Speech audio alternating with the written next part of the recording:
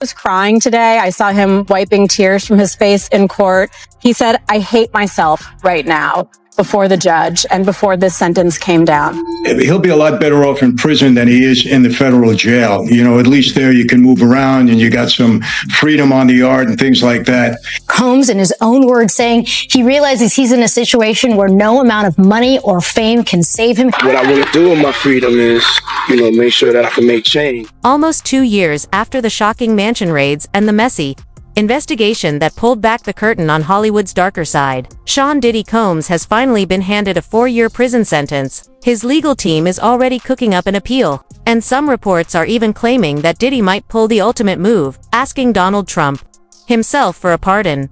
Diddy Combs will be sentenced to 50 months in prison. That is 50 months in prison.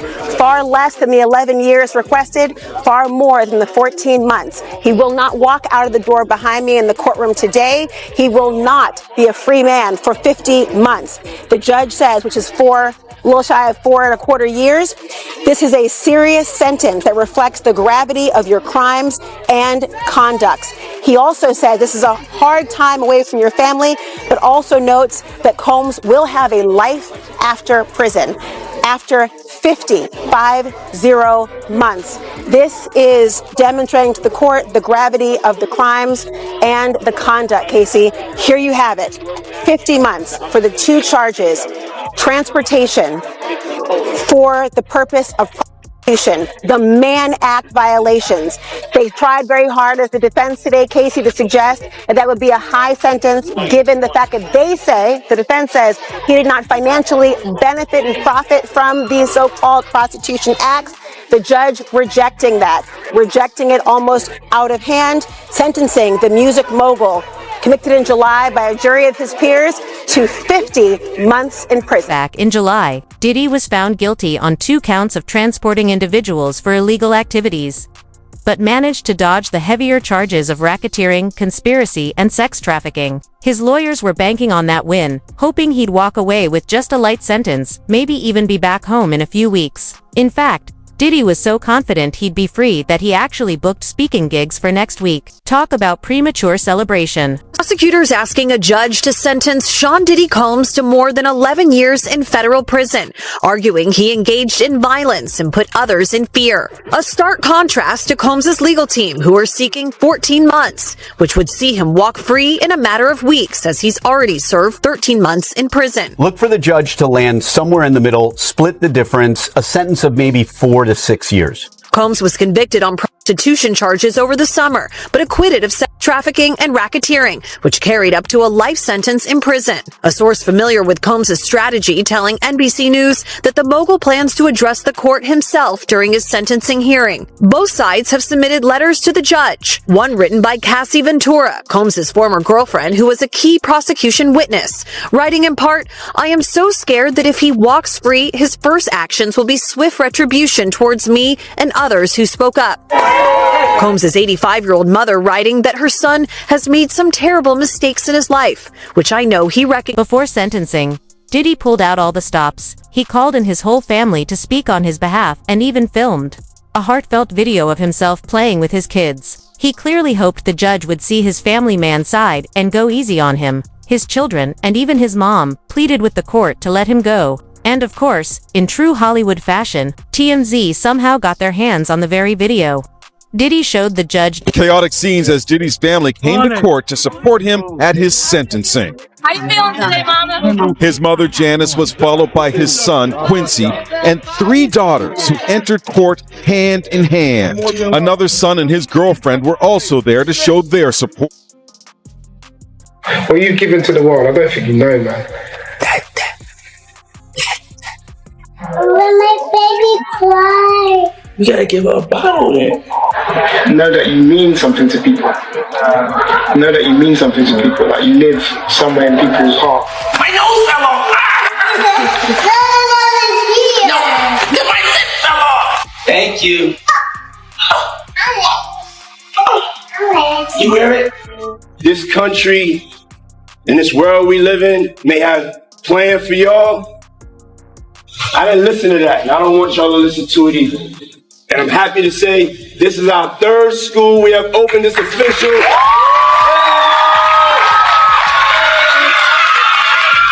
When we come together as a people, nothing can stop us.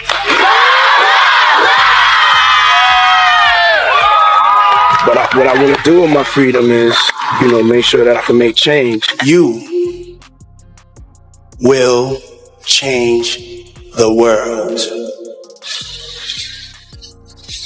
I've been to jail. Yeah. But I'm gonna make it. You're gonna make it, that's right. I got something for you. Remember I told you I had a present for you? Yeah. Ain't that pretty? This is a heart, because you my heart. Oh. All right? Okay. You my heart.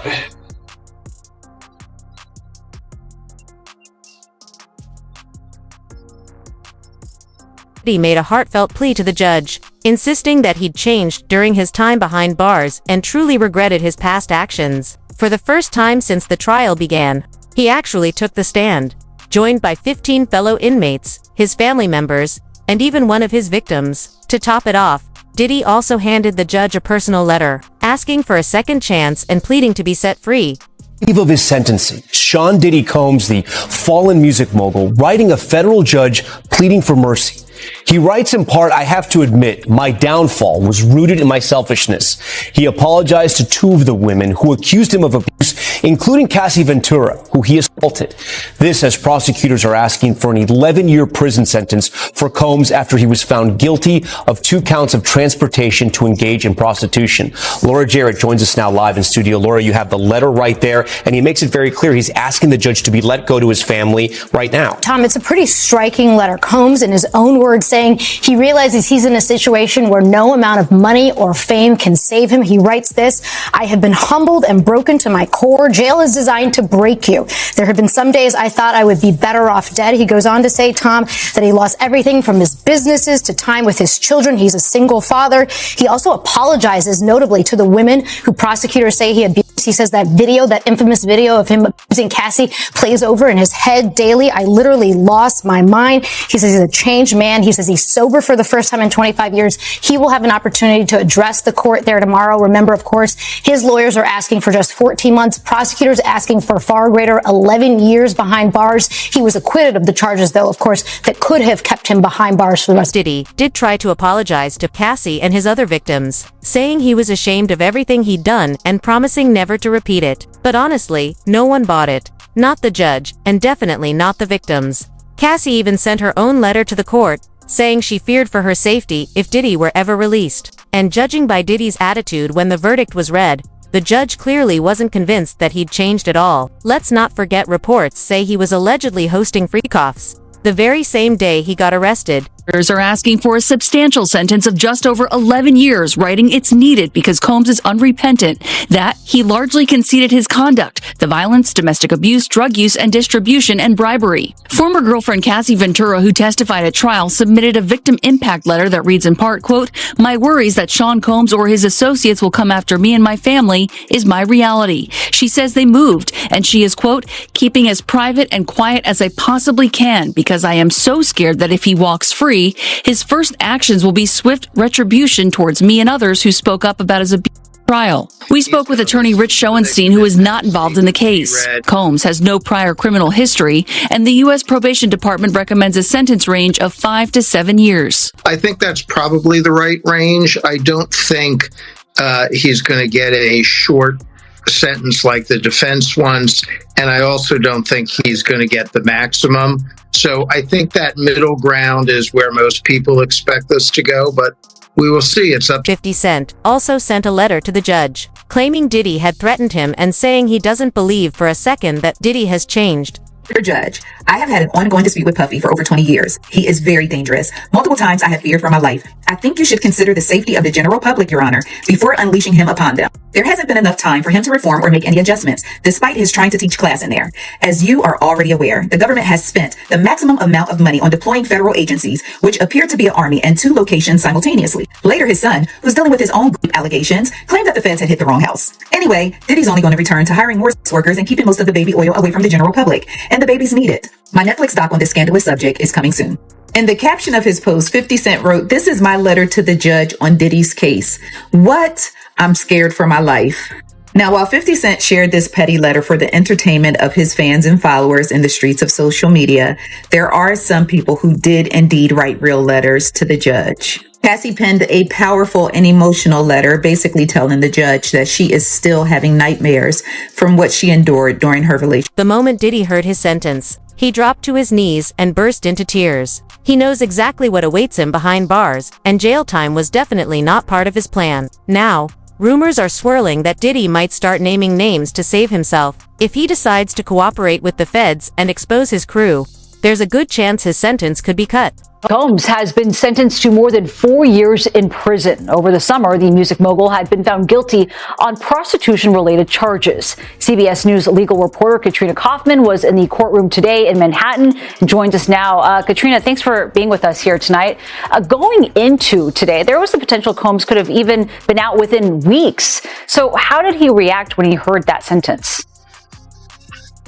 You know, Nancy, what was notable was how little reaction there was. He looked down at his hands. They were clasped in his lap, and he just looked defeated. The same with his family. It was very quiet in that courtroom, very solemn, and it was a drastic difference from earlier because this day stretched on for a really long time. Many people spoke in court, his attorneys, and most notably his children. That was extremely emotional. They were crying. They were talking about how much they respect their father and how hard it has been for them to not have him around, especially his children who lost their mother, Kim Porter. His lawyer, Nicole Westmoreland, also broke down crying when she talked about Sean Combs. She said that he had changed her life. And then Sean Combs himself got up and spoke in court. And he said that what's been really hard for him during this trial is having to be silent, not being able to speak on his own behalf. He said that his actions were disgusting, they were shameful, and they were sick. He said that he's not a larger-than-life person. He is a human being, and that he got lost in the excess, in the ego. His voice was shaking. He was crying today. I saw him wiping tears from his face in court. And he ultimately said that he is humbled and he's broken. He said, "I hate myself right now," before the judge and before this sentence. Diddy's lawyers were stunned by the verdict. They walked into court expecting their client to get parole, but instead, they walked out with Diddy taking a major loss. Afterward, Diddy's attorney, Mark Agnafilo, told reporters that this fight isn't over yet and that they'll do everything they can to get the entire case tossed out. We are hearing Diddy's attorneys speaking to the media after he was sentenced earlier today. This is live. Yeah, we are planning to appeal. We are planning to appeal. We think we have strong bases to appeal. The strongest basis is that the jury reached a verdict on coercion. It found there was not coercion, and I think the judge said coercion today as a basis for a sentence at least a dozen times. We think that is unconstitutional. We think that a jury verdict should mean more than our jury's verdict seems to mean, and so we are planning to appeal. Absolutely. Filed a cross appeal. What would happen in that regard if they filed a cross appeal and then Sean Diddy Combs get a higher sentence? He would not get a higher sentence, and they're not gonna cross appeal. We're gonna appeal. We think we're right, and they'll respond to the appeal, and it'll be decided by the Second Circuit as soon as. Tell us about the conversation you had with your client after the sentencing. Consensual. The judge clearly thought the sexual encounters weren't consensual. What did you make of his remarks? He's biased. I'm happy to go. So we think that's just absolutely inconsistent with the jury's verdict. I mean, the jury's verdict was resoundingly clear. There was no sex trafficking. There was no racketeering. Everything was consensual. Everything was adult, which is why he was convicted only of the prostitution offense. What we feel happened today was that the judge acted as a 13th juror, one that we did not choose, and that he second-guessed the jury's verdict. Well, at least the judge was open-minded. At least the judge was open-minded. It's possible that Diddy's emotional video actually backfired on him right after it played. He admitted that he'd been constantly under the influence of drugs, and that this is the first time in 25 years he's been sober, which basically means when he filmed that heartfelt video, he wasn't exactly in his right mind either. Unprecedented was it showing that video, especially the way it was put together, made him look like this great father, philanthropist, and this guy who was doing so much for the community. How old are you? 2. How old are you? 2. 2, you got a 2. That's 2. I started out just like you guys.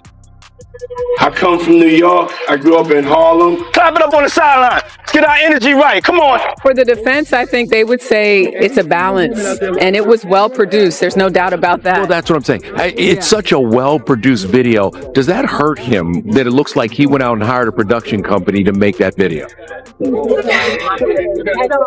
You would think that there was a lot of thought and intent that went into making a video like that, but it was well produced. It had the highlight reel of his life, even despite his submission and his letter saying this is the first time that he's been sober for over 25 years. Kevin, I couldn't help but wonder which moments in the video was he maybe not using drugs, or at some point, you know, based on his own letter, his own admission that most of this time when his children were younger, I mean, he showed video of him in the marathon I used to run, and I don't know how one could even do something like that without being off of the drugs. And maybe at that one of the jurors who reviewed the evidence and tapes from the case said he was surprised Diddy didn't get a longer sentence. According to him, Diddy's abuse spanned decades, involving dozens of victims and years of disturbing behavior. After seeing everything firsthand, the jurors agreed Diddy definitely deserved far more time behind bars. Trial, of course, the only opinions that mattered were those in the jury box, and we know where those landed. And then came sentencing, where only one opinion mattered, and that was the judge's. But I cannot stop wondering how Diddy's jury feels about the judge's sentence. My next guest was an alternate on Diddy's panel, and while he didn't help decide Sean Combs' fate, he saw every last bit of that evidence, and he heard all of the witnesses and all of the arguments and all those tapes. He just goes by a first name, understandably. George, welcome back to the show. It's nice to have you, and we will keep your last name under wraps. I can imagine it's probably been a lot since trial. Can I just ask you for your reaction to that sentence today? 50 months, $500,000 in fine, and 5 years supervised release. What do you think? Yeah, no, it wasn't exactly what I had hoped for, but I understand how the judge got there, and I am glad that justice was served in the end. Well, what were you hoping for? I was hoping a little bit more like in line with what the